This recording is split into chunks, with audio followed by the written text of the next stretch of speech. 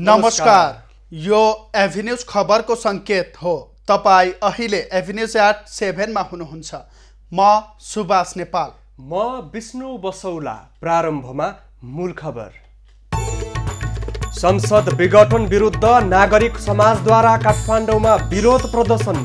प्रधानमन्त्रीको कदमले गणतन्त्र धरापमा परेको भन्दै चिन्ता व्यक्त। प्रतिनिधि सभा विघटन विरुद्ध जसपाद्वारा देशभर प्रदर्शन। ओलीको अलोकतान्त्रिक कदम विरुद्ध उत्रन देउवाको अपील।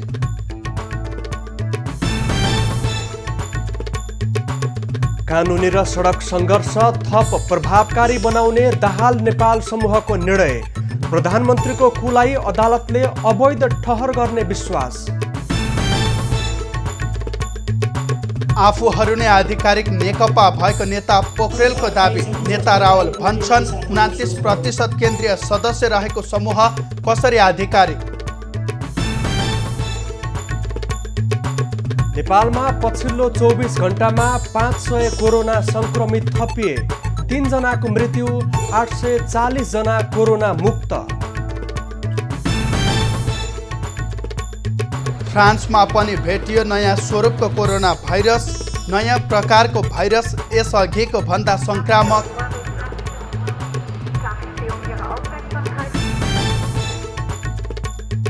र प्रधानमन्त्री कप महिला क्रिकेटमा एपीएफद्वारा कर्णाली 204 रनले पराजित। अर्को खेलमा लुम्बिनीको पनि शानदार जित।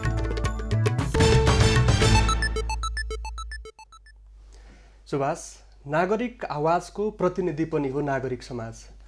राष्ट्रको जीवनमा निकै अप्ठ्यारो परिस्थिति सिर्जना भएको बेला र समस्या निम्तिएको बेला नागरिक समाजले खबरदारी गर्दै आएको छ र सम्बन्धित पक्षलाई सचेत पनि गराउँदै आएको छ। र अहिले पछिल्लो समय संसद विघटनपछि उत्पन्न परिस्थितिको विषयमा पनि नागरिक समाजले आज सडकमै उत्रिएर विरोध जनाएको छ। नागरिक समाज लगायत अन्य 32 सङ्घ संस्थाले पनि विरोध जनाएका छन्। विज्ञप्ति नै निकालेर भने यता प्रतिपक्षी दलहरूले पनि सशक्त रूपमा अगाडि बढ्ने भनेर बताउँदै आएका छन्। त्यसै क्रममा आज यता जसपाले पनि देशभर विरोध प्रदर्शन गरेको छ। अब खबरको सिलसिला प्रारम्भ गरौँ नागरिक समाजको विरोध सम्बन्धी प्रसङ्गबाट। नागरिक आन्दोलनका अगुवाहरूले संसद विघटन विरुद्ध काठमाडौँमा प्रदर्शन गरेका छन्। बौद्धिक वर्ग, लेखक, कवि, कलाकार एवं सचेत नागरिकहरूले संसद विघटन गर्ने प्रधानमन्त्री केपी ओलीको कदमलाई प्रतिगामी र गैर संवैधानिक भन्दै शनिबार माइतीघर मण्डलामा शङ्ख फुकेर प्रदर्शन गरेको हो। उनीहरूले राष्ट्रपति विद्यादेवी भण्डारी र प्रधानमन्त्री केपी ओलीको मुकुण्डो लगाएर उल्टो यात्रा समेत गरेका थिए।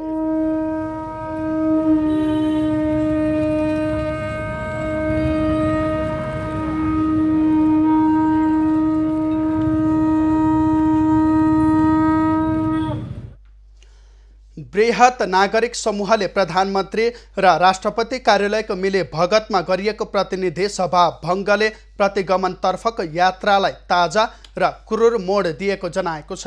प्रधानमन्त्रीको कदमले गणतन्त्र धरापमा परेको नागरिक अगुवाहरूको ठहर छ। प्रयोग गरेको भए आजको यो स्थिति हुने थिएन। यस्तो प्रतिगमनको यो घडी हामीले बिहोर्नु पर्ने थिएन। त्यसकारण दलहरू पनि जिम्मेदार छन्। दलहरूले जनताको अघिल्तिर माफी माग्दै अगाडि यो प्रतिगमनलाई सच्याउनको लागि, प्रतिगमनबाट मुलुकलाई फेरि एक कदम अगाडि लैजानको लागि र अघिल्लो संविधानदेखि नै जनताका सरोकारहरू बाँकी छन्। आदिवासी, जनजाति, मधेसी, महिला, दलित सबैको सरोकार बाँकी छ। सार्वभौम सत्ता हामीले चाहिँ संसदमा छ भनेर व्यवस्था गरेको हो कि होइन? त्यो सार्वभौम सत्ता तर आज कहाँ छ भने अहिले कसले सार्वभौम सत्ता प्रयोग गर्यो भन्दाखेरि त्यो बाटो हिँड्दाखेरि थाहा हुन्छ। नारायण हिटीमा पहिला सार्वभौम सत्ता थियो। म त पैदल लम्किन्छु, त्यहाँबाट 15 मिनट पर बालटर पुगिन्छ, 20 मिनट पर शीतल निवास पुगिन्छ। के सार्वभौम सत्ता उता सरेको हो? अधिकार कर्मी हामी सबै अन्यलमा छन्। सबै आफ्नो तरिकाबाट त्यसलाई विश्लेषण गर्दैछौँ। हामी विश्लेषण होइन, त्यो हाउसले त्यो कुराहरू गरोस् भन्ने हाम्रो आशा थियो। तर होइन, त्यो हाउसमा होइन। अब कतै त्यो अन्तै गरिनेछ। मैले त्यो आशा लिएको छैन। एउटा नागरिकले त्यो कम्तीमा त्यो आशा चाहिँ लिँदैन। गत आइतबार प्रधानमन्त्री ओलीले प्रतिनिधि सभा विघटन गरेपछि उनको यो कदमको चौतर्फी विरोध सुरु भएको छ। शुक्रबार नागरिक अगुवाहरूले संयुक्त अपिल जारी गर्दै प्रतिनिधि सभा विघटन गर्ने निर्णय संघीयता, समावेशिता लगायतका उपलब्धिका लागि समेत खतरा बनेको जनाएका छन्। विभिन्न सामाजिक तथा नागरिक सङ्घ संस्थाहरूले संसद विघटनको विरोध गरेका छन्। शनिबार विभिन्न 32 वटा संस्थाका प्रमुख तथा प्रतिनिधिले संयुक्त रूपमा विज्ञप्ति जारी गर्दै सत्तारूढ राजनीतिक दलको आन्तरिक कलह र शक्ति सङ्घर्षको शिकार संसदलाई बनाइनु न्यायोचित नहुने बताएका हुन्। असंवैधानिक रूपमा संसद विघटन हुनु लोकतन्त्रको मूल्य, मान्यता र प्रतिपादित सिद्धान्त विपरीत भएको भन्दै उनीहरूले यस्ता खालका हस्तक्षेप स्वीकार्य नहुने उल्लेख गरेका छन्। साथै संसद विघटनपछि आम नागरिक र दलहरू बीच दूरी बढ्न गई राजनीतिक अस्थिरता आउन सक्ने भन्दै सङ्घ संस्थाले तत्काल दलहरू बीच सार्थक वार्ता गर्नुका साथै संविधानको जगमा उभिएर निकास खोज्न आग्रह समेत गरेका छन्।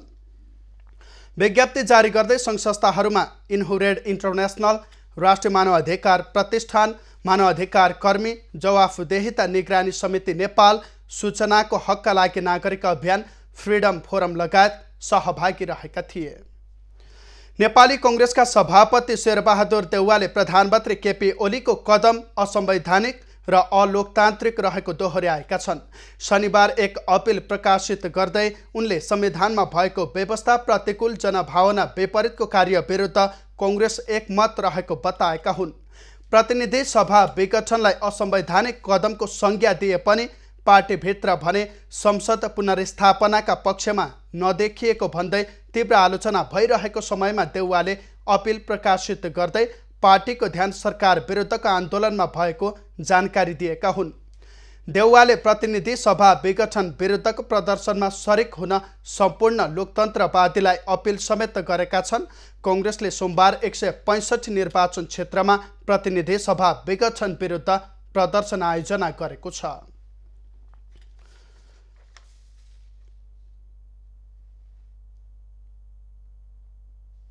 नेकपाको दाहाल नेपाल समूहले प्रतिनिधि सभा विघटन गर्ने प्रधानमन्त्रीको कदम विरुद्ध कानुनी र सडक सङ्घर्षलाई थप प्रभावकारी रूपमा अघि बढाउने निर्णय गरेको छ।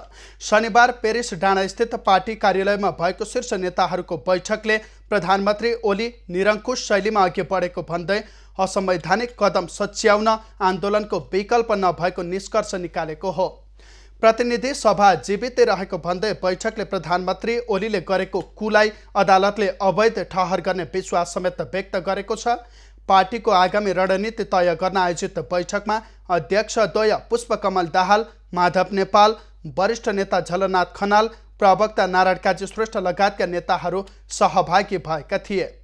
बैठकमा सङ्गठन, जिम्मेवारी बाँडफाँड, आन्दोलनका आगामी कार्यक्रम लगायतका विषयमा पनि कुराकानी भएको बताइएको छ। प्रधानमन्त्री ओलीले संसद विघटन गरेसँगै सत्तारूढ नेकपा विभाजन भएको छ। त्यसको विरुद्धमा दाहाल नेपाल समूहले सडक सङ्घर्षका कार्यक्रम समेत सुरु गरिसकेको छ। जनता समाजवादी पार्टी जसपाले प्रतिनिधि सभा विघटन विरुद्ध आज देशभर प्रदर्शन गरेको छ।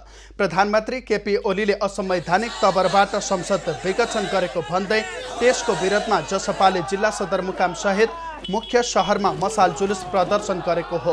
प्रदर्शनमा सहभागीहरूले सरकार विरुद्ध चर्को नाराबाजी समेत गरेका थिए।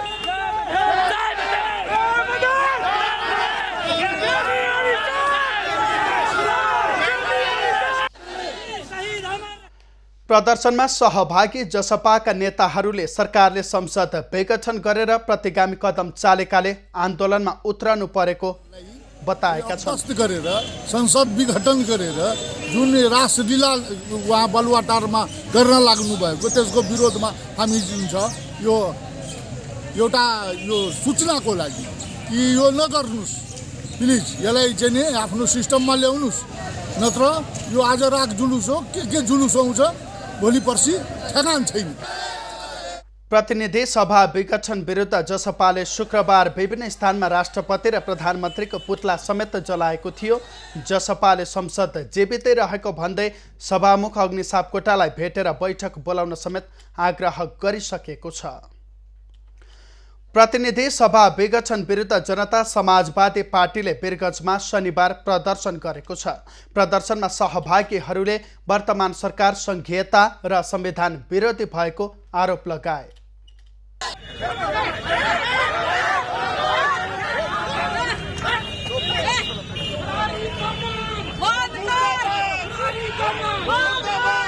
जहाँ जनता समाजवादी पार्टीले पूर्व घोषित आन्दोलनको कार्यक्रम सार्वजनिक गरे अनुसार आज मसाल जुलुस निकाल्ने कार्यक्रम थियो, तर मसाल जुलुस निकाल्न नपाउँदा प्रहरीले प्रदर्शनकारीहरूमाथि हस्तक्षेप गरेको थियो।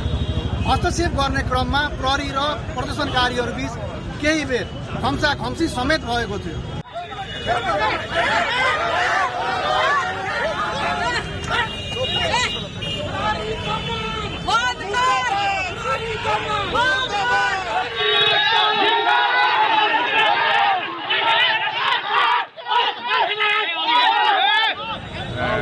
आज हाम्रो यो असंवैधानिक कदम जुन ओलीले थालेको छ यो देशमा, जुन सङ्कट निम्ति आएछ त्यसैको विरुद्धमा आज तेस्रो दिन हाम्रो यो मसाल जुलुस जुन हामी यो घण्टाघर वीरगञ्जको घण्टाघर चौकमा हामी सबै पार्टीको केन्द्रीय तहको नेतादेखि लिएर विधायकको नेता सबै मिलेर जुन हामी गर्दैछौँ, त्यसमा प्रहरीले जुन दमन गर्न कोसिस गरेछ त्यसको घोर भर्तना म र मेरो पार्टी गर्दैछ। साथै यदि यस्तै स्थिति प्रहरीले गरे भने झन् स्थिति विकराल रूप लिन्छ र एउटा पुनः फेरि अर्को मधेस आन्दोलन जन्मिन सक्छ।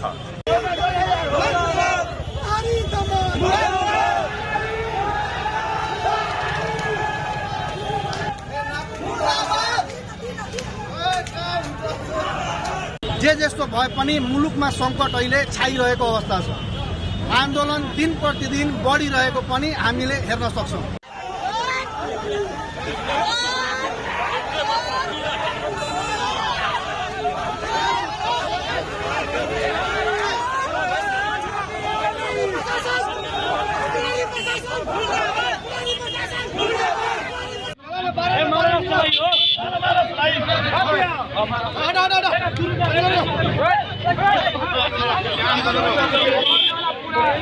प्रहरीले पनि शान्ति सुरक्षाको लागि महिला र पुरुषलाई ध्यानमा दिएर आउने दिनमा आफ्नो सतर्कता थप राख्नुपर्ने आवश्यकता देखिएको छ। राजन रौनियार, पर्सा। नेकपाको दाहाल नेपाल समूहका नेता भीम रावलले संसद विघटन विरुद्ध परेको रिटमा सर्वोच्च अदालतले संविधान र जनमतको कदर गर्ने भन्दै आफूहरूमा न्यायालयप्रति पूर्ण विश्वास रहेको बताएका छन्। शनिबार काठमाडौँमा आयोजना गरिएको कार्यक्रममा उनले प्रधानमन्त्री ओलीले संविधान विपरीत संसद विघटन गरेको भन्दै न्यायालयले उचित फैसला गर्ने बताएका हुन्। प्रधानमन्त्री ओलीले प्रतिनिधि सभा विघटन गरेकोमा आक्रोश पोख्दै संविधानको कुनै पनि धारामा संसद विघटनको कुरा उल्लेख नभएको उनको तर्क छ। संविधानको धारा 76 बमोजिम विघटन गरेको भनेर भन्नुभएको छ। धारा 85 पनि उहाँले उल्लेख गर्नुभएको छ। यो धारा संविधानको धारा 76 मा नेपालको प्रधानमन्त्रीले प्रतिनिधि सभा विघटन गर्ने कतै पनि अधिकार छैन। म चुनौतीका साथ केपी शर्मा ओलीजीले राम्ररी सुन्ने गरी भन्न चाहन्छु।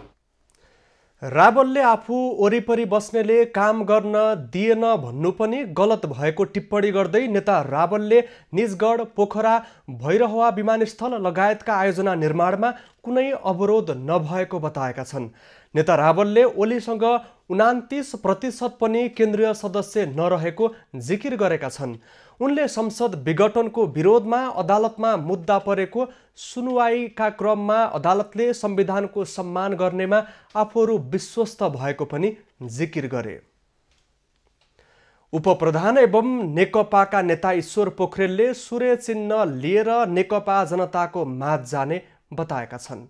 शनिबार काठमाडौँ क्षेत्र नम्बर 5 ले आयोजना गरेको कार्यक्रममा उनले सूर्य चिन्ह नेकपा केपी ओली समूहले पाउने दाबी गरेका छन्। नेकपा भित्रका सदस्यलाई पूर्ण एमाले वा पूर्व माओवादी भन्न नहुने भन्दै पोखरेलले नेकपा भएर अगाडि बढ्नुपर्ने बताएका छन्। भाग पाउने लोभले अर्को समूहमा जाने प्रवृत्ति त्याग्नुपर्ने भन्दै उनले पार्टीको लागि लड्नेहरूलाई निराश नपार्ने बताएका हुन्। अहिले हामी यो पार्टीलाई एकताबद्ध बनाएर लैजान चाहन्छौँ। हिजोदेखि हामी सबै साथीहरूलाई सम्मान गऱ्यौँ। अब यहाँ त खै नपाइने रहेछ, अन्त जाँदा पो भाग पाइन्छ कि जस्तो टाइपको केही साथीहरूले सोच्नुहुन्छ भने त्यो दुःखद कुरा हो, दुःखद कुरा हो। फेरि अहिले पाइएन भोलि पाइन्छ नि, भोलि पाइएन भने पर्सि मिलाउला नि। तपाईँले खुला यस्तो कुरा गरे। नेता पोखरेलले नेकपालाई फुट नभई बलियो बनाएर लैजाने तर्क पनि गरे। पार्टी विभाजन जनताको म्यान्डेट नभएको भन्दै विगतका उद्देश्य पूरा गर्न पनि एकताबद्ध हुनुपर्नेमा उनले जोड दिएका छन्। राष्ट्रिय प्रजातन्त्र पार्टी रापरपाले शनिबार काठमाडौँमा मोटरसाइकल र्याली निकालेको छ। रापरपाले राज संस्था र हिन्दू राष्ट्रको माग गर्दै काठमाडौँमा मोटरसाइकल र्याली निकालेको हो। रापरपाको यो र्याली बबरमहलबाट सुरु भई थापाथली, त्रिपुरेश्वर, सुन्धारा, रत्न पार्क, जमल हुँदै दरबार मार्गसम्म पुगेको थियो।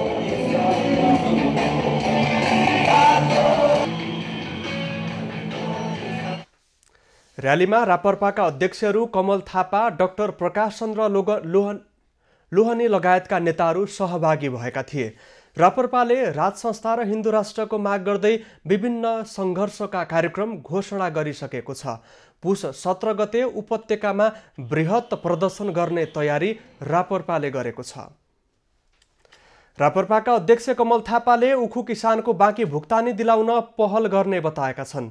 शनिबार माइतीघरमा उखु किसानको आन्दोलनमा पुगेका थापाले उखु किसानको बाँकी रकम तत्काल दिलाउन आफूले पनि पहल गर्ने बताएका हुन्। उनले उखु किसानको आन्दोलन र मागमा एकबद्धता रहेको पनि जानकारी दिएका छन्। लामो समयसम्म आफूहरूले पाउनुपर्ने बक्यौता रकम नपाएको भन्दै उखु किसानले शनिबार पनि काठमाडौँको माइतीघर मण्डलामा धरना दिएका थिए। उनीहरूले सरकार तिमी कहाँ छौ, उखु किसान यहाँ छौ लगायतका नारा लगाएका थिए। उखु किसानले यसअघि सरकारसँग भएको सहमति कार्यान्वयन हुनुपर्ने, सरकारले नै चिनी मिल सञ्चालकबाट रकम उठाइदिनुपर्ने लगायतको माग राख्दै आएका छन्। पूर्व राजा ज्ञानेन्द्र शाह आइतबार पूर्वी नेपालको भ्रमणमा निस्किने भएका छन्। पूर्व रानी कोमल शाह सहित उनी भोलि झापाको दमकमा रहेको हिमालयन रिसोर्ट स्थित निवासमा जाने भएका हुन्। केही दिनपछि पूर्व युवराज्ञी हिमानी शाह पनि परिवारका केही सदस्य लिएर झापा जाने उनको सचिवालयले जनाएको छ।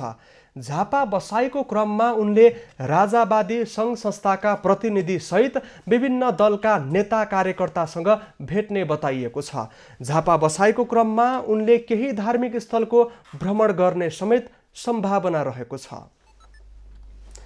सुभाष, नेपालमा सबैभन्दा धेरै कोरोना संक्रमण फैलिने भनिएको यो पुष महिनामा संक्रमणको दर नाटकीय तरिकाले घटेको छ। विश्वभरि नयाँ प्रकारको संक्रमण आएको भनेर एक किसिमको त्रास फैलिएका बेला नेपालभित्र सरकारी तहबाट भएको यो किसिमको उदासीनतालाई विज्ञहरूले भने निकै गम्भीरताको साथ लिएका छन्। पक्कै पनि यहाँले भने जस्तै पछिल्लो समय परीक्षण नै कम गरिएको छ। पहिलेको तुलनामा अहिलेको परीक्षणको दर हेर्ने हो भने कम्तीमा 4000-5000 को हाराहारीमा परीक्षण गर्दाखेरि स्वाभाविक रूपमा सङ्क्रमितको सङ्ख्या घट्नु स्वाभाविकै हो र थप सतर्कता सजगता अपनाउनु पर्ने पनि देखिएको छ। पछिल्लो राजनीतिक घटनाक्रमले पनि जुन नयाँ प्रकारको भाइरस देखिएको छ त्यो नेपालमा आयो भने चाहिँ सङ्क्रामक रूपमा आक्रमण रूपमा चाहिँ त्यो फैलिने देखिएको छ। त्यही भएर थप आवश्यकता सतर्कताको देखिएको छ। अब यसै सम्बन्धी थप खबर। नेपालमा थप 500 जनामा कोरोना भाइरस संक्रमण पुष्टि भएको छ। 5434 PCR नमुना परीक्षण गर्दा 287 पुरुष र 213 जना महिलामा संक्रमण पुष्टि भएको हो। यो सँगै नेपालमा कोरोना भाइरस संक्रमित हुनेको संख्या 2,57,700 पुगेको छ। काठमाडौँ उपत्यकाका 267 जनामा संक्रमण पुष्टि भएको छ। तीमध्ये काठमाडौँका 209, भक्तपुरका 16 र ललितपुरका 42 जना रहेका छन्। प्रदेश 1 मा 13, 2 मा 4, बागमतीमा 375, गण्डकीमा 58, लुम्बिनीमा 103 र सुदूरपश्चिम प्रदेशमा 17 जनामा कोरोना संक्रमण पुष्टि भएको हो। अहिले देशभर 6704 जना सक्रिय संक्रमित रहेका छन्। तीमध्ये 3710 जना होम आइसोलेसनमा छन्। 3355 जना संस्थागत आइसोलेसनमा रहेका छन्। संक्रमित मध्ये 228 आइसियु र 50 जनाको भेन्टिलेटरमा उपचार भइरहेको छ। एकै दिन 840 जना कोरोना मुक्त भएका छन्। यो सँगै संक्रमण मुक्त हुनेको संख्या 2,49,132 पुगेको छ। कोरोना मुक्त हुनेको दर 96.7% छ। कोरोना संक्रमण पहिचानका लागि हालसम्म 19,05,826 PCR नमुना परीक्षण गरिएको छ। देशभर क्वारेन्टिनमा 369 जना रहेका छन्। कोरोना संक्रमणबाट थप 3 जनाको मृत्यु भएको छ। यो सँगै ज्यान गुमाउनेको संख्या नेपालमा 1,819 पुगेको छ। नेपालमा कोरोनाबाट मृत्यु हुनेको दर 0.71% रहेको छ। कोरोना संक्रमणको जोखिम अहिले पनि उत्तिकै छ, तर अहिले राजनीतिक असन्तुष्टिको कारण प्रदर्शन, सभा सम्मेलन जस्ता भिडभाड हुने गतिविधि बढेको छ। यस्ता क्रियाकलापले कोरोना संक्रमणको जोखिम बढाएको विज्ञहरूले बताएका छन्।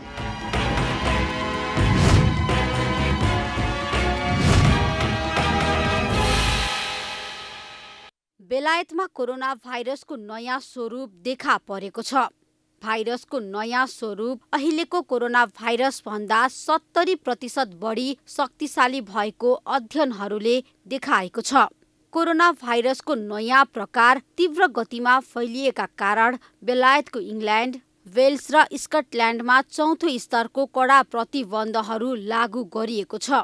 साथै अन्य देशले बेलायतबाट हुने यात्रामा प्रतिबन्ध लगाएका छन्। नेपालले पनि बेलायतबाट आउनेले अनिवार्य PCR गर्नुपर्ने भनेको छ। तर कोरोना संक्रमणको यस्तो अवस्थामा मुलुकमा बढ्दो राजनीतिक उतार चढावका कारण प्रदर्शन, सभा सम्मेलन जस्ता भिडभाड हुने गतिविधि बढेको छ, जसका कारण कोरोना संक्रमणको दोस्रो लहरको जोखिम बढेको विज्ञहरूको भनाइ छ। यो कोरोना भाइरस जुन नयाँ भनिएको छ, यो चाहिँ सेप्टेम्बरदेखि देखिएको हुनाले र यो जुन यात्रा प्रतिबन्ध लगाएको छ त्योभन्दा अगाडिसम्ममा चाहिँ कति मानिसहरू भित्रिए त ती व्यक्तिहरूबाट चाहिँ यो कोरोना भाइरस ती देशहरू जस्तै भारत अथवा नेपालमा चाहिँ आइसकेको छ कि छैन भनेर चाहिँ अहिले आजको दिनमा त यो बारेमा पुष्टि भइसकेको त अवस्था छैन। तर आउँदै आएको छ कि छैन भनेर पनि अब तुरुन्तै रुल आउट गर्न पनि गाह्रो छ। स्वास्थ्य मन्त्रालयको तथ्याङ्क हेर्ने हो भने हाल कोरोना संक्रमितको संख्यामा कमी देखिएको छ। त्यसो त परीक्षण गर्ने र गराउनेको संख्या कम भएका कारण संक्रमितको संख्यामा कमी आएको विज्ञहरूले बताउँदै आएका पनि छन्। अझ बेलायतमा नयाँ स्वरूपको कोरोना भाइरस देखिएसँगै नेपालमा पनि यसको थप जोखिम बढेको छ। यस्तो अवस्थामा रोग नियन्त्रण र रोकथामका लागि राज्यको तर्फबाट गर्नुपर्ने भूमिकाका साथै आम नागरिकले पनि स्वास्थ्य मापदण्डलाई हेलचेक्राइ गर्न नहुने विज्ञहरू बताउँछन्। त्यहाँ चाहिँ कुनै मास्कको महत्त्व हुँदैन, त्यहाँ कुनै व्यक्तिगत दूरीको महत्त्व हुँदैन, सेनिटाइजर युज पनि हुँदैन। त्यसले गर्दाखेरि कुनै एकजना व्यक्ति सङ्क्रमित छ भने उसले अन्य व्यक्तिहरूलाई सार्ने सम्भावना चाहिँ बढी हुन्छ र कतिपय सुपर स्प्रेडरहरू हुन्छन् जो एकजनाले 100जनालाई पनि फैलाउन सक्छ। कोरोना भाइरस विरुद्ध खोपले प्रगति हासिल गरिसके पनि त्यो खोप नयाँ स्वरूपका लागि प्रभावकारी छ वा छैन भन्ने विषय अनुसन्धान हुन बाँकी छ। यस्तो अवस्थामा संक्रमण रोकथामका लागि नेपालले पनि खोप जोहो गर्न र संक्रमण नियन्त्रणका लागि रणनीति बनाउने अहिलेको समय हो। तर मुलुकमा राजनैतिक उतार चढावका कारण प्रदर्शन, सभा सम्मेलन जस्ता भिडभाडले संक्रमणको जोखिम बढेकोमा विज्ञहरूले चिन्ता व्यक्त गरेका छन्। एभी न्यूज खबरका लागि त्रिगुडा भट्टराई बस्नेत, काठमाडौँ।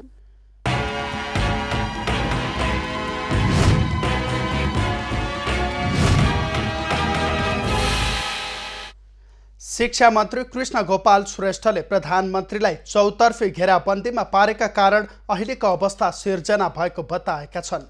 शनिबार काठमाडौँमा आयोजित एक कार्यक्रममा मन्त्री श्रेष्ठले राष्ट्रपति र प्रधान न्यायाधीशलाई महाअभियोग लगाउने र प्रधानमन्त्रीलाई अविश्वासको प्रस्ताव राखेर एक छत्र सत्ता कब्जा गर्ने षड्यन्त्र भएकाले संसद विघटन गरेको तर्क गरे। मन्त्री श्रेष्ठले संसद विघटन रहर नभई बाध्यताको कदम भएको पनि बताए।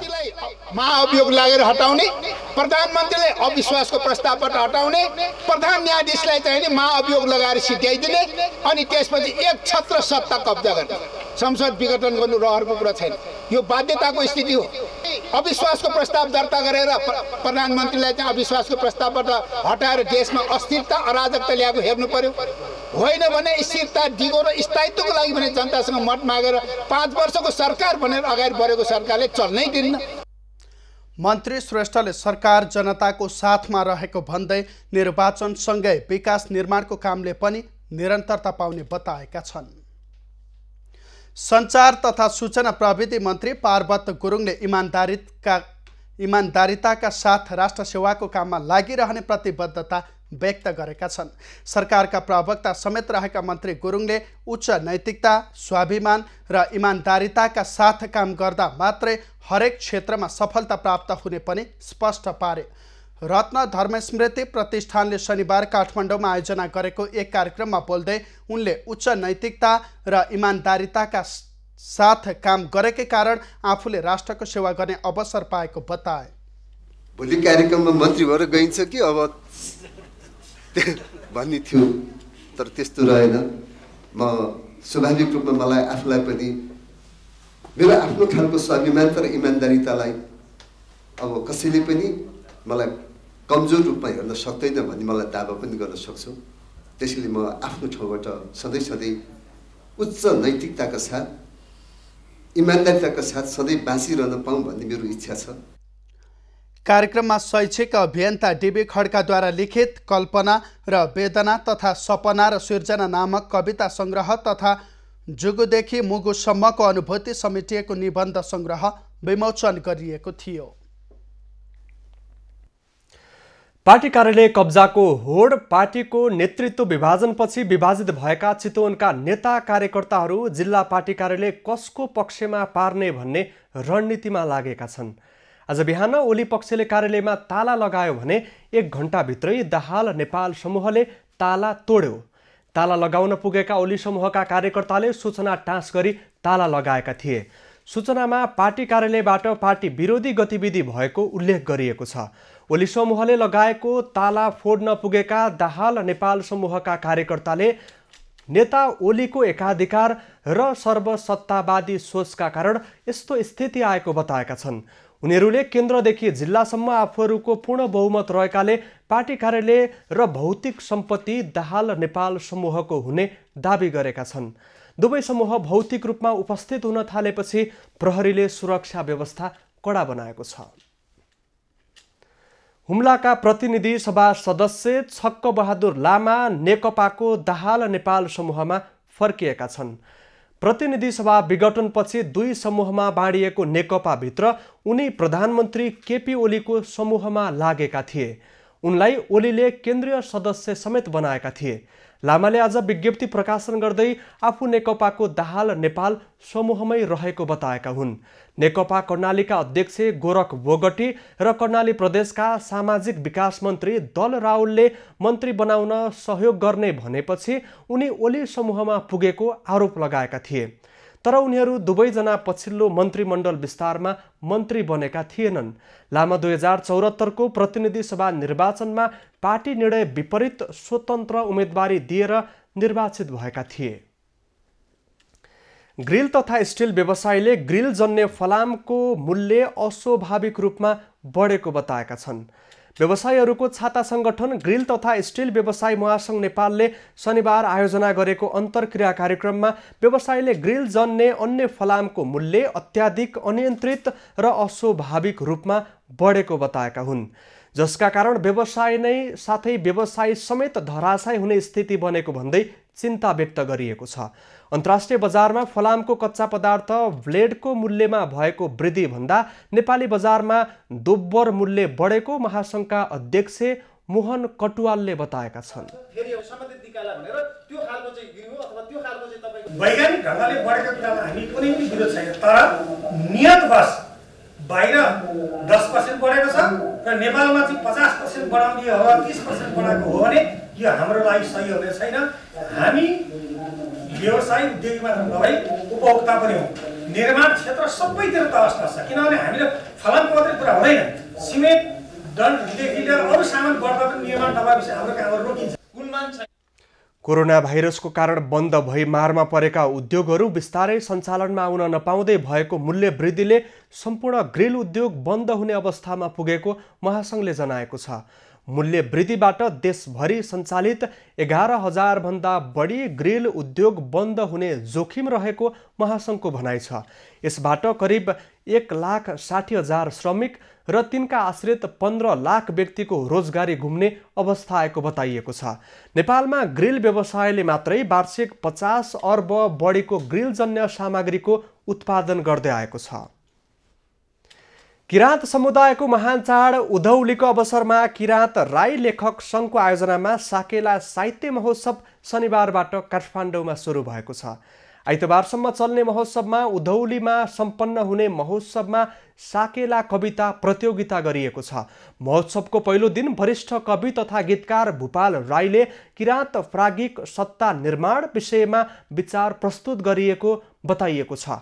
किराँत राई लेखक सङ्घका पूर्व अध्यक्ष प्रकाश राईले पनि पहिलो दिन नै जनगणनामा जनसङ्ख्याको राजनीति विषयक धारणा राखेका छन्। महोत्सवको दोस्रो दिन मुन्धुम अध्येता भोगीराज चामलिङले साकेलाको गरिमा विषयमा गहन विश्लेषण गर्ने कार्यक्रम रहेको छ। दोस्रो दिन साकेला कविता प्रतियोगिताको नतिजासहित महोत्सव समापन हुनेछ। सङ्घका अध्यक्ष खुक्सङ खुम्बले यो पल्टको महोत्सवमा मौलिकता दिने बताएका छन्। साकेलालाई लेखनको माध्यमले थप माथि उठाउनको निमित्त साकेला साहित्य महोत्सव गरिएको आयोजकले बताएका छन्। बर्दियामा बाघको आक्रमणको घटना बढेर गएको छ। 2 महिना अगाडि 5 जनालाई बाघले आक्रमण गरी ज्यान गएको घटना सेलाउन नपाउँदै शुक्रबार बेलुका राजापुर नगरपालिकामा बाघले 5वटा घरपालुवा जनावर मारेको छ। राजापुर वडा नम्बर 10 खैरी चन्दपुर लालपुरका बाघले 4 गोरु र 1 गाई मारेको छ। स्थानीय भुस्लु थारूको गोठमा बाँधेर राखेका गाई गोरुमाथि बाघले आक्रमण गरेपछि स्थानीय त्रसित बनेका छन्। पञ्जाको आधारमा जङ्गली पाटे बाघले आक्रमण गरेको देखिएको सामुदायिक वन समन्वय समिति राजापुरले जनाएको छ। बर्दिया राष्ट्रिय निकुञ्ज हुँदै बाघ बस्तीमा पसेको अनुमान गरिएको छ। आक्रमणबारे पूरा विवरण आउन बाँकी रहेको बर्दिया राष्ट्रिय निकुञ्जले जनाएको छ। रिपोर्टको आधारमा क्षतिपूर्ति प्रक्रिया अगाडि बढाइने प्रमुख संरक्षण अधिकृत विष्णु प्रसाद श्रेष्ठले जानकारी दिएका छन्। बागलुङमा परम्परागत रूपमा उत्खनन भएका विभिन्न खानी वैज्ञानिक अनुसन्धान नभएपछि अलपत्र अवस्थामा छन्। जिल्लामा तामा, सिसा, सुन, इन्धन लगायतका खानी भएको अनुमान गरिए पनि उत्खनन भने हुन सकेको छैन। बागलुङको सबैभन्दा माथिल्लो उचाइमा रहेको तमान खोला गाउँपालिका 6 को नर्जा गाउँका डाँडाहरूमा दर्जनौं खानीहरू रहेका छन्। राणा प्रधानमन्त्री चन्द्र शमशेरको पालामा यहाँका खानी बन्द गरिएको थियो। त्यस यता खानी उत्खननमा कुनै निकायले पहल गरेको छैन। गाउँ वरिपरि घेरिएका पहाडहरूमा तामा खानी र टिल्किने ढुङ्गा रहेकोले त्यसको उत्खनन गर्न सरकार लाग्नुपर्ने स्थानीयको भनाइ छ। पहिला पुरानो हाम्रो बाबुबाजेले यस्तो एउटा घन र एउटा छिनो के त्यतिको भरमा यत्रा भिड काटेर गऱ्यो भने अहिले त पुरा अहिले नयाँ 21औं शताब्दीको नयाँ प्रविधि छ। सरकारले छिटोभन्दा छिटो यो खानी उत्खनन गरोस्। हाम्रो यही नै र यहाँको जनताहरूलाई यहाँ रोजगार पाउने, यहीँ नै हाम्रो सम्पूर्ण व्यवस्थापन होस् र हर चिजमा हाम्रो राम्रो चिज होस्। यही नै यो गरेपछि छिटोभन्दा छिटो हाम्रो गाउँ पनि एउटा स्वर्ग नै हुने जस्तो मलाई महसुस लाग्छ। बागलुङ 9 तित्याङमा रहेको तामाखानीमा चिनिया कम्पनीले अध्ययन गरिरहेको छ। तमान खोलाको खानीको नमुना पनि त्यही लगेर परीक्षण गरिएको छ। रिपोर्ट सकारात्मक आएमा प्रदेश र संघीय सरकारलाई उत्खननको लागि आह्वान गर्ने गाउँपालिकाको तयारी छ। सम्भावित यहाँ चाहिँ कुन क्वालिटीको तामा र कति मात्रामा छ भन्ने चाहिँ मोटामोटी हामीले अनुमानित यकिन भयो भने यसको उत्खनन गर्नको लागि हामीले चाहिँ अब पहल यो चाहिँ विशेष गरेर गण्डकी प्रदेश सरकार र संघीय सरकारलाई हामीले चाहिँ खानी विभागमा पहल गर्छौँ र यो खानी उत्खनन गर्नको लागि हिजो परम्परागत शैलीबाट खानी उत्खनन गर्दा बेला लागत कस्ट चाहिँ धेरै आउने र चाहिँ निकाल्ने चाहिँ वस्तु चाहिँ थोरै निस्किने भएको हिसाबले यो बीचमा चाहिँ छोडेको अवस्था चाहिँ देखिन्छ। स्थानीय वर्षवीर छन्त्यालले तत्कालीन श्री तीनचन्द्र शमशेरको पालामा तामा बुझाउन नसकेपछि बन्द गरेको खानी अहिलेसम्म उत्खनन हुन नसकेको हो। नयाँ प्रविधि भित्रिसकेकाले खानी उत्खनन गरेर रोजगार सृजना गर्न सकिने अवस्था छ। जनप्रतिनिधिहरूले भने स्थानीय सरकारले मात्रै खानी उत्खनन गर्न नसक्ने भएकाले संघीय सरकारले चासो दिनुपर्ने बताउँछन्। यो गाउँको लाइनमा चाहिँ हाम्रो तामाको मेसोजी छ भन्ने अनुमान थियो हाम्रो बुढोपाकाले। त्यो गाउँलाई अब पछि गएर खतरनाक हुन्छ भनेर त्यहाँ ननिकालेको भन्ने हो छ। गाउँभन्दा यतापट्टि अलिकति यस्तै पहाड छ, त्यहाँ चाहिँ पहिरो जाँदा धेरैले अब निकाले टिपिए। देशको हिसाबमा पुरा कार्यान्वयन नभएकै अवस्था छ। अब स्थानीय सरकार लोकतन्त्र संविधानले चाहिँ यो अब उत्थान गर्छ कि फेरि हाम्रो आय स्रोत खानीबाट देखिन्छ कि भन्ने विचारहरू सम्भवहरू छन्। गाउँको चारैतिर तामा उत्खनन गरेको खानीहरू रहेकोले गाउँको नाम नर्जा खानी भएको इतिहासमा छ। तत्कालीन समयमा छन्त्यालहरूले खानीको उत्खनन, कामी बिकहरूले तामाको धाउ पगाल्ने र थकालीहरूले तराईबाट खाना ल्याउने र धाउ लगेर बेच्ने गरेको इतिहासमा छ। राजेश चन्द्र राज भण्डारी, बागलुङ।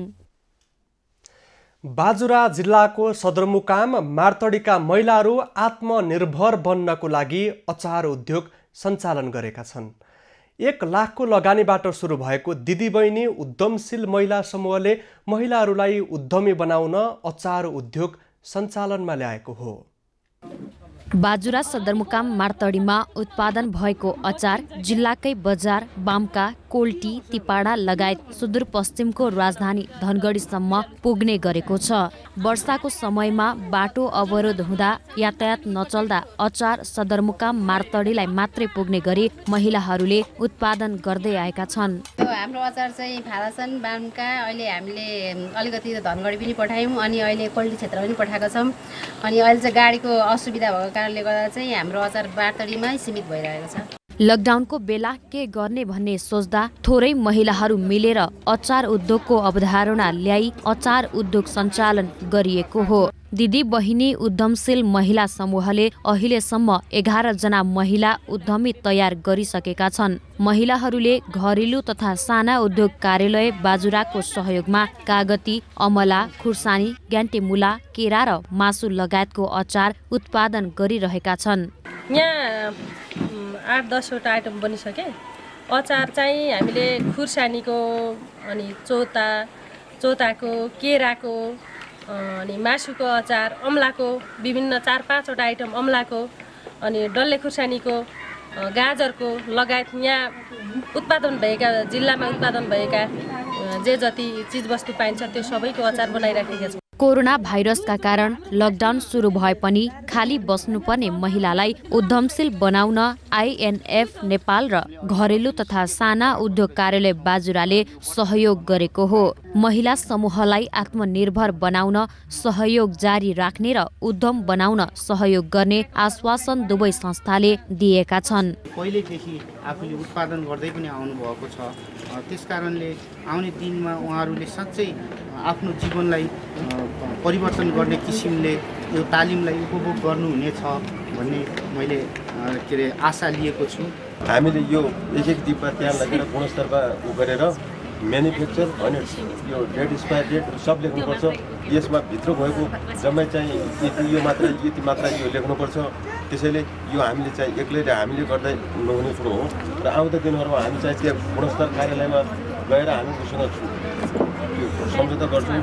सर कसरी गर्न सकिन्छ, के गर्न सकिन्छ भनेर तपाईँहरूलाई हामी हेल्प गर्नेछौँ र स्टिकर टाँच्ने कुरा गरौँला र यो प्याकिङको लागि सर्वप्रथम प्याकिङ पनि गर्नुपर्ने यो पनि गरौँला। महिलाहरूले उत्पादन गरेको अचारको माग बजारमा बढे पनि यसले उद्योगको रूप लिन सकेको छैन।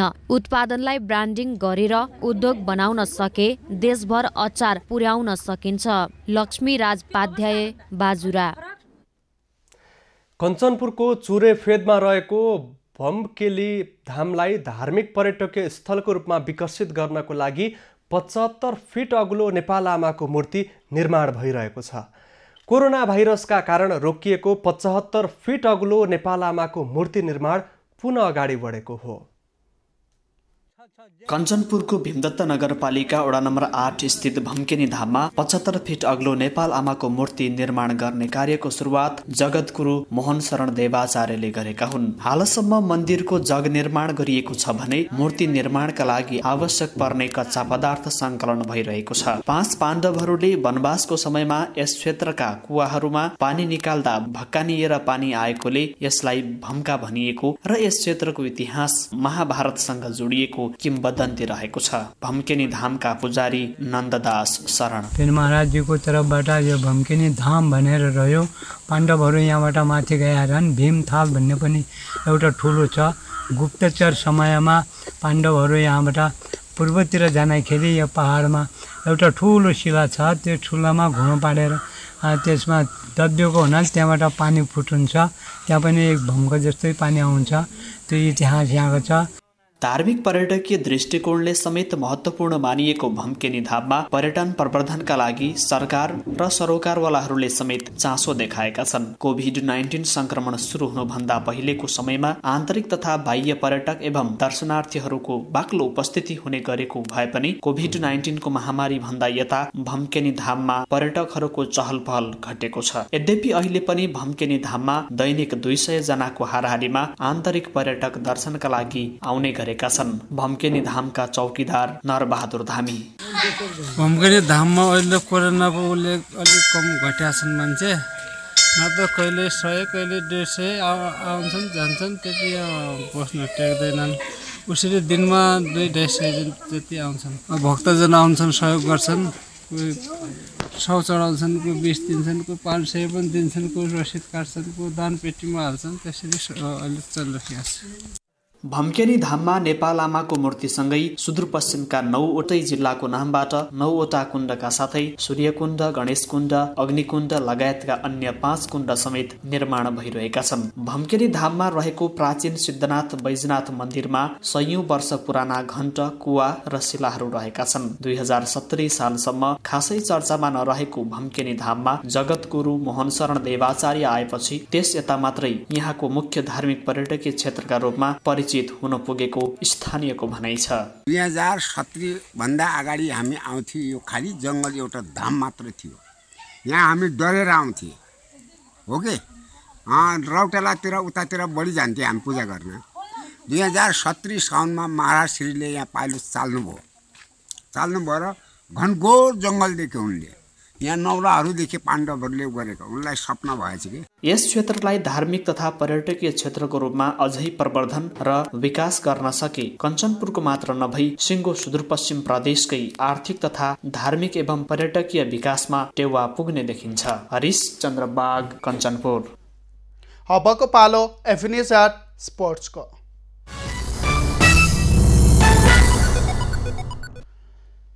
प्रधानमन्त्री कप महिला राष्ट्रिय क्रिकेट प्रतियोगिताको पहिलो दिन सशस्त्र प्रहरी बल एपीएफ र लुम्बिनी प्रदेशले शानदार जित हात पारेका छन्।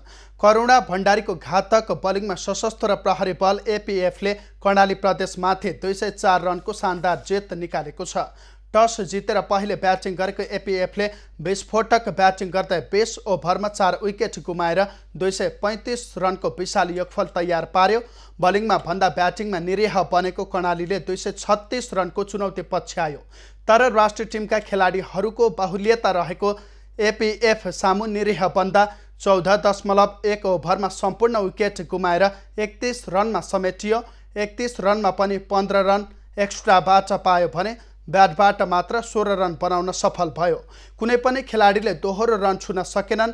राष्ट्रिय टिमकी बलर करुणा भण्डारीले धारिलो बलिङ गरिन्। 3.1 ओभर बलिङ गरी 2 मेडन सहित मात्र 2 रन खर्चेर 5 विकेट झारिन्। यसरी एपीएफले 204 रनको जित निकालेको छ। त्यसैगरी अर्को खेलमा लुम्बिनी प्रदेशले विजय सुरुवात गर्ने क्रममा प्रदेश 2 लाई 9 विकेटको लज्जास्पद हार चखाएको छ। खराब ब्याटिङ गरेको प्रदेश 2 20 ओभरमा 7 विकेट गुमाउँदै मात्र 77 रनमा समेटियो। कुनै पनि खेलाडी क्रिजमा टिक्न सकेनन्। मात्र 3 खेलाडीले दोहोरो रन बनाए। जवाफमा 78 रनको विजय लक्ष्य लुम्बिनीले 16.1 ओभरमा मात्र 1 विकेटको नोक्सानीमा पुरा गर्यो। सहज जितमा ओपनर गीता गोसाईले अभिजित 23 रन र कप्तान नेरी थापाले अभिजित 15 रन बनाए। लुम्बिनी प्रदेशले सहजै 9 रनको जित निकाल्यो। यो जितमा ग्रुप ए मा रहेको लुम्बिनीले 2 अङ्क बनाएको छ। 7 प्रदेश र 1 विभागीय टोली सशस्त्र प्रहरी सहित 8 टिमको सहभागिता रहेको प्रतियोगिता पुस 19 गतेसम्म चल्ने बताइएको छ। अबको पालो एभिन्यूज एट मौसमको। एभिन्यूज एट मौसमको साथमा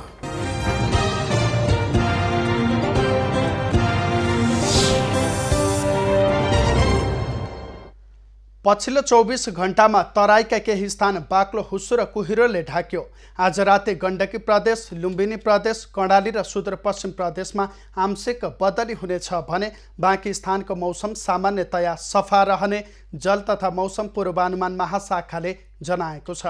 काठमाडौँ उपत्यकाको आजको अधिकतम तापक्रम 18 डिग्री सेल्सियस र न्यूनतम तापक्रम 1.3 डिग्री सेल्सियस मापन गरियो। आज देशभरको मौसम कस्तो रहे त हेरौँ देशका विभिन्न स्थानको मौसमी अवस्था।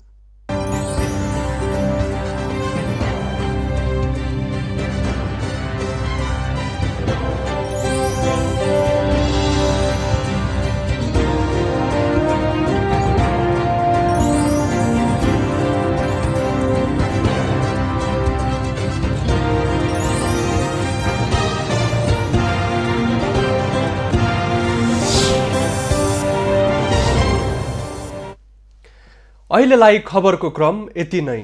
एभिन्यूज खबरका यी सहित अन्य विस्तृत खबरका लागि www.avenews.tv लगअन गर्न सक्नुहुनेछ। युट्युब, फेसबुक र ट्विटरमा पनि हामीलाई फलो गर्न सकिनेछ। खबर भित्रको खबरका लागि हेर्दै रहनुहोला एभिन्यूज खबर। नमस्कार।